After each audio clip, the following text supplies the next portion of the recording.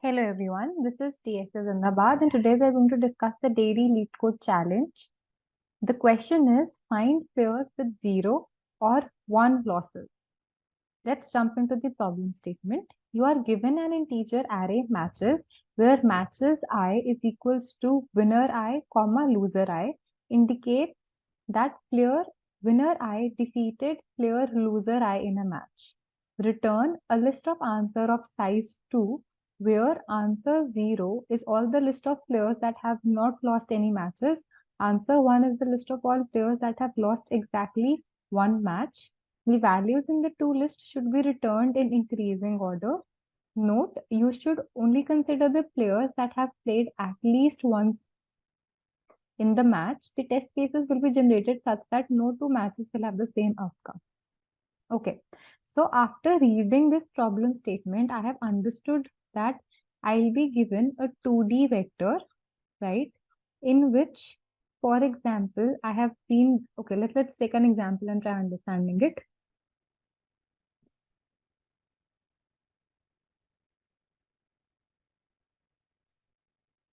Okay, so let's take this example. Here we can see that matches is a 2D vector that has been given to us. And if you see that it has vectors inside it, right? At any point of time, this is something, this would be represented as, this will the row 0 and it has two elements further in the vector, right? So we see that this one represents the winner and this one represents the loser. So considering that team 1 is the winner and it has defeated the third team is what is this indicating, right? And similarly, I have all of these teams and the matches and then I have the corresponding teams in them. Here is the team.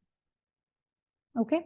So in my matches vector, I see this one thing that I have been given, which is the winner, which is the loser. And now I need to again return eventually after solving this problem. I need to return a 2D vector in which I have in the first row, I need to have a vector, right? Or we can say in the 0th row, I want to have a vector wherein I have the list of all players who have not lost, even a single match, right? That means they have played once, at least once. They have played, right? At least once they have played and they have not lost even once all throughout when the matches were happening, which are given in the matches vector. Okay. This is the first or the 0th row I need to return. The first thing that I need to return. The second thing that I need to return is that my first row's vector in my returning 2D vector, right? I want to return the list of players who have lost exactly once. That means that they have lost only once. They have not lost more than once or less than one. It is equal to 1. So when we talk about something like frequency, I can see that it is again related to something like which team is winning and which team is losing. And further considering this, I'm figuring out the frequency, that how many times a particular team is winning, how many times a particular team is losing. So whenever we talk about frequency, something like hash map can always be used. So this is the complete problem statement. Now we have understood that we'll be using a hash map. Let's move into the approach and try understanding how will we be using a hash map. Okay, so let's talk about the approach. I have understood one thing, that I'll be using something like a hash map because I feel that this problem is completely related to the frequency of losing a match, right? Because I have to return a 2D vector and that 2D vector has two things. The first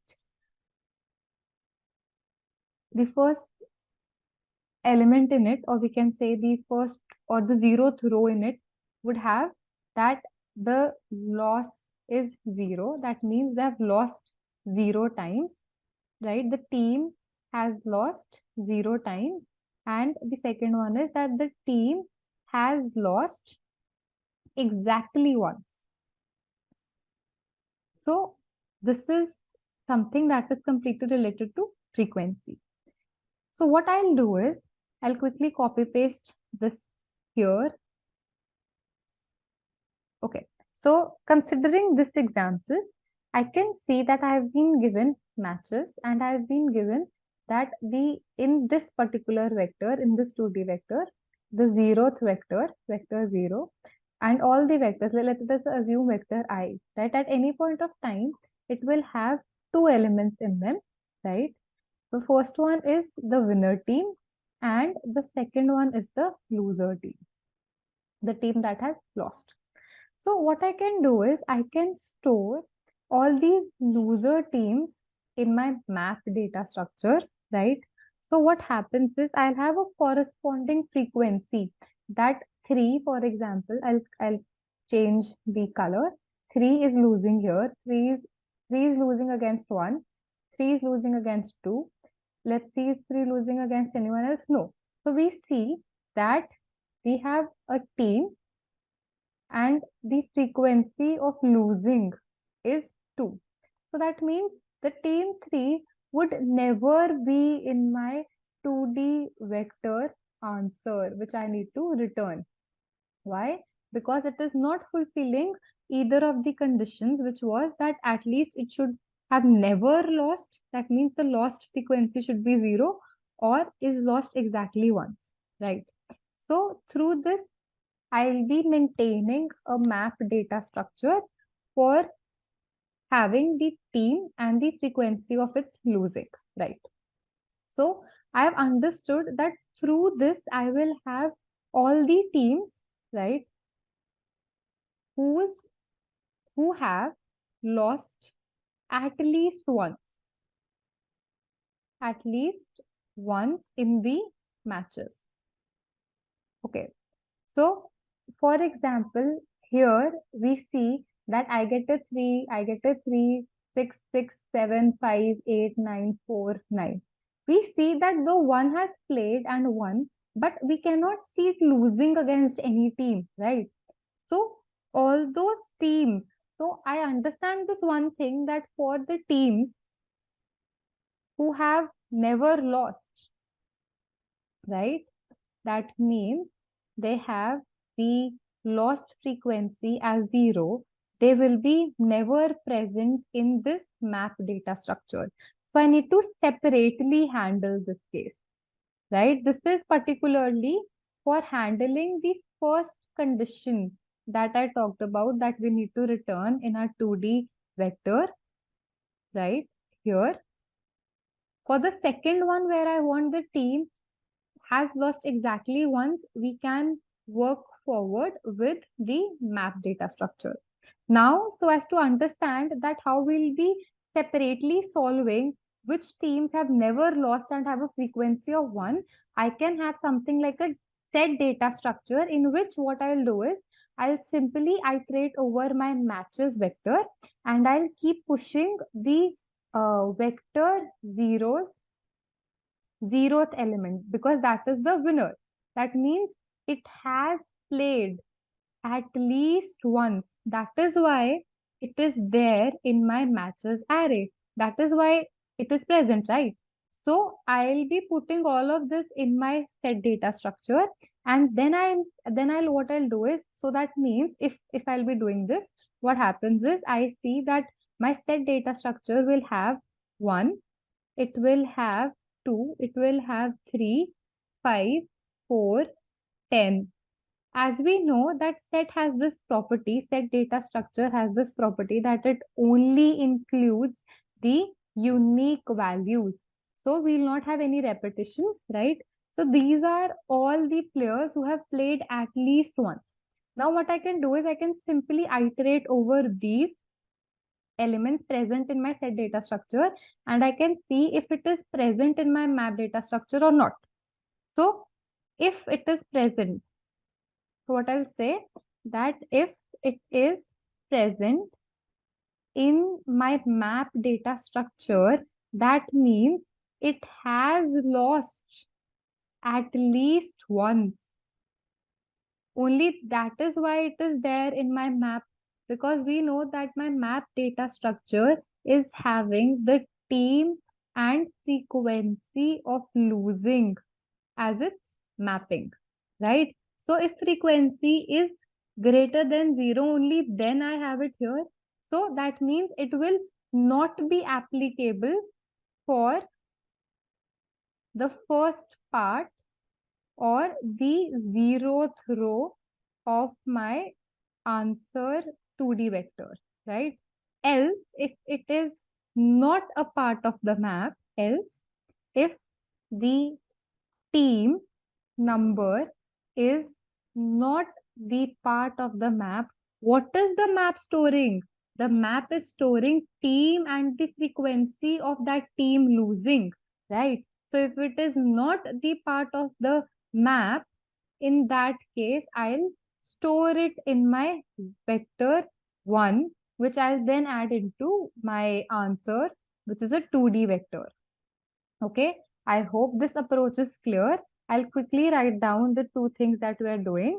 We are using a map data structure, right?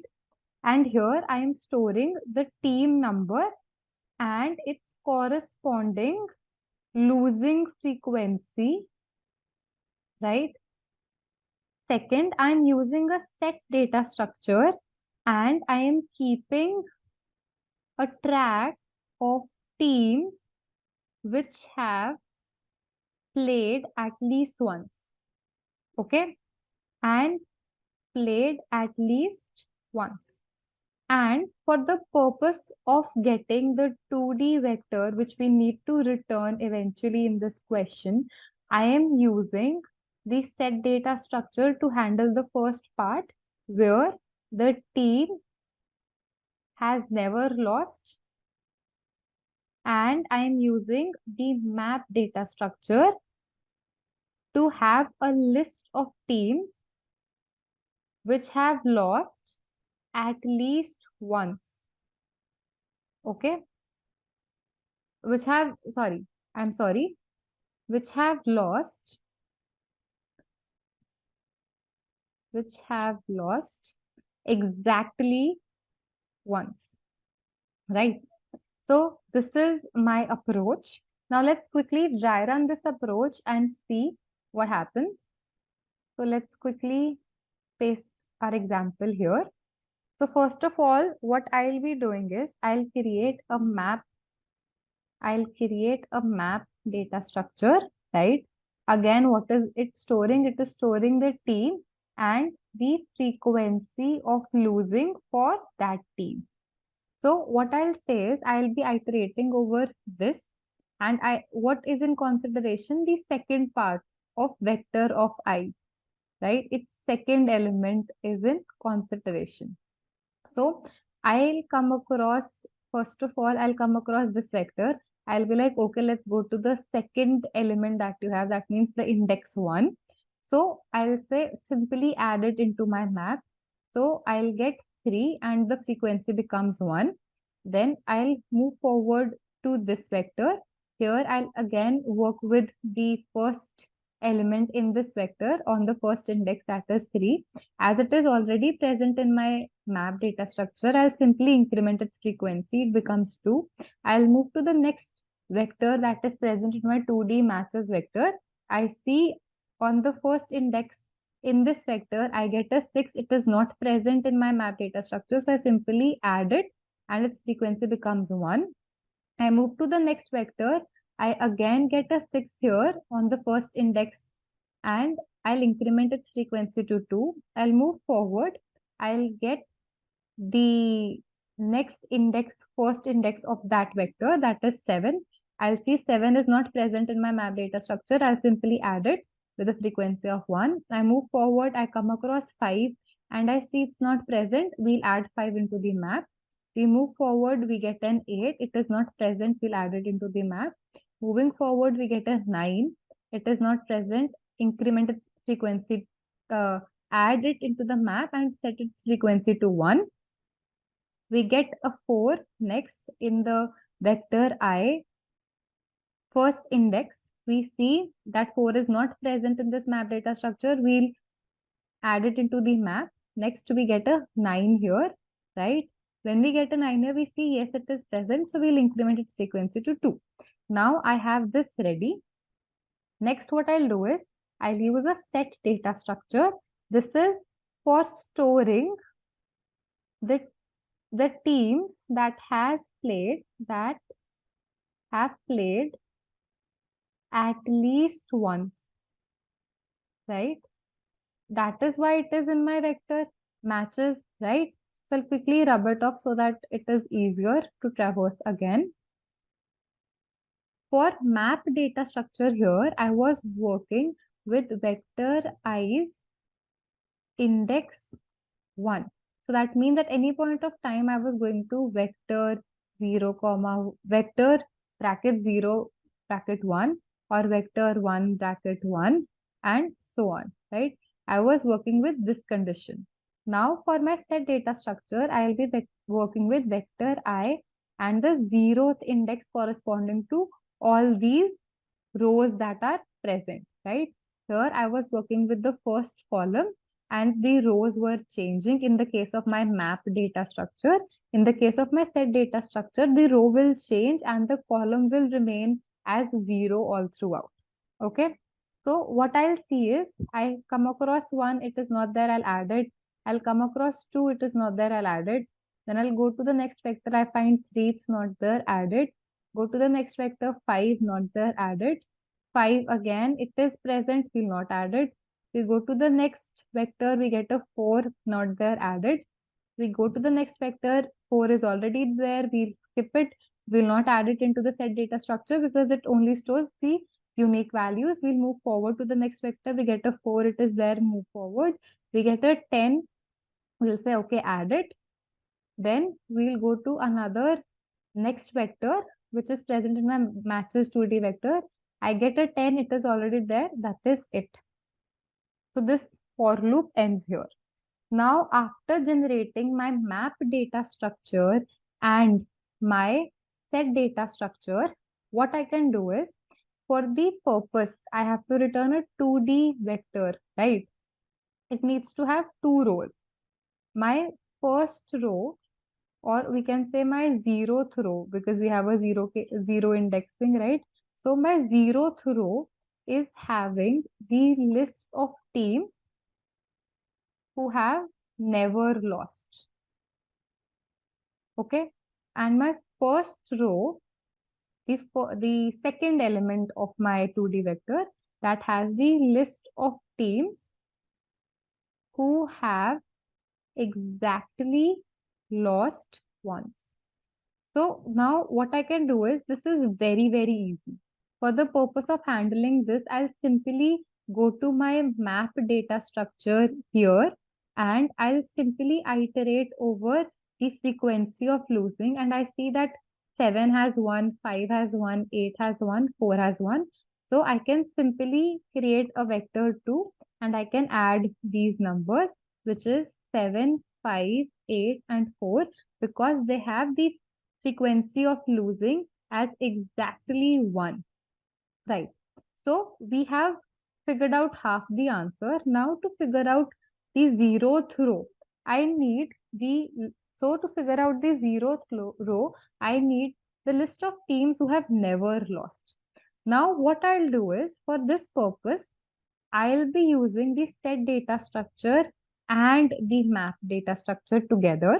I'll be iterating over all these elements which are present in my set data structure, and I'll be checking if it is present, right? So what I'll be doing is, I'll be iterating over my set elements and I'll be checking that if m dot find iterator is equal to m dot end. Now what does this statement mean? This statement means that we did not find it. When you did not find it in your map, it means that team has never lost. And that team has played at least once. Only that is why it is there in my set data structure, right? So this is how I'll be solving it. And now when we look at it, as we were dry running this problem, so I am here on my one, and I'll see is it present in my map data structure. I cannot find it. So what I'll do is I'll create another vector. Let's name it vector 1. As I did not find 1 here, 1 will be added. That means it has never lost and it has played at least once. So it satisfies whatever is needed for my 0th row, which has to be returned in my 2D vector. I'll add it here. I'll go to the next element in my set, that is 2. I'll go to my map. I'll say, do you have a 2? It will say, no, I do not have a 2. That means it again has That means it satisfies the condition. We'll add it into the vector. Now I'll go to the next element. I go to 3. I see, yeah, 3 is present. So just skip it. We'll not add it because it has lost. And I want a team which has never lost. Next, I'll go to the next element, that is 5. We'll say, do you have it, map? It will say, yes, I have it. So let's move forward. We'll go to the next element, that is 4. We'll check in the map and we find a 4. So we'll skip it. Next, we find a 10 and we see we do not have a 10 in this map and it is satisfying the condition. So I'll simply add it into my vector 1. So my answer will have vector 1 and vector 2, right? Vector 1 would be pushed first and then vector 2. One thing that you need to take care of in the problem statement, they want us to give them the sorted vectors in the rows, right? So you can simply use the sort function of the STL library. It takes a time of MlogN. Hope this approach was clear to you. Now let's quickly code this up. This is the problem statement that we've discussed. So let's quickly create a 2D vector answer that we'll be returning. As discussed, first let's create an unordered map that's of intent type, which is storing the team and the frequency of it losing. So what I'll do is I'll simply create a for loop over my matches 2D array that has been given to me as the input, right? I'll say that it will have whatever has been matches I. Then I'll simply add the second element, right? So that means the first column of my vector i's element, right? So I'll say v of 1 and then we'll simply plus it. It will handle its insertion and increment. Then I will create a set data structure and again I'll use this for loop. Now here what I'll do is I'll be working with the 0th column and I'll be inserting it. So it would be s dot insert v of 0, right? Then after insertion, let's create a vector int v1 that is corresponding to the 0th row in my 2D vector answer that I have to return. So what I'll do is I'll simply say that, okay, iterate over my set S and if m dot find it is equal to m dot n, that means it exists once, that the team has played once and has never lost. That is why it is not in my map. In that case, just push it into my v1 vector that will be becoming my 0th row, right? In my 2D vector that I'll be returning. Next, let's create the second vector that is corresponding to the second row.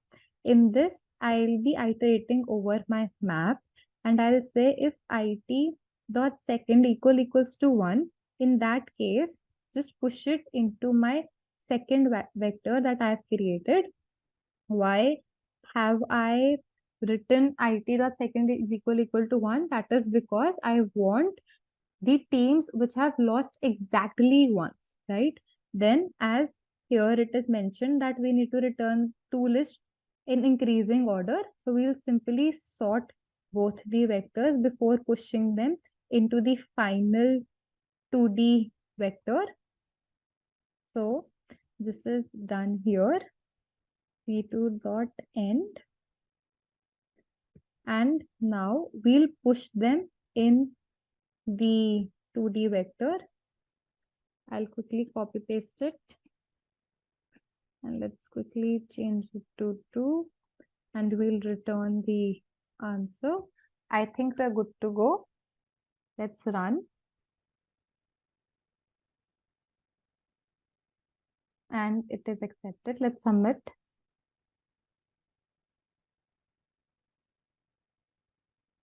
So yeah, it is working fine. Now let's talk about the time and space complexity for this problem.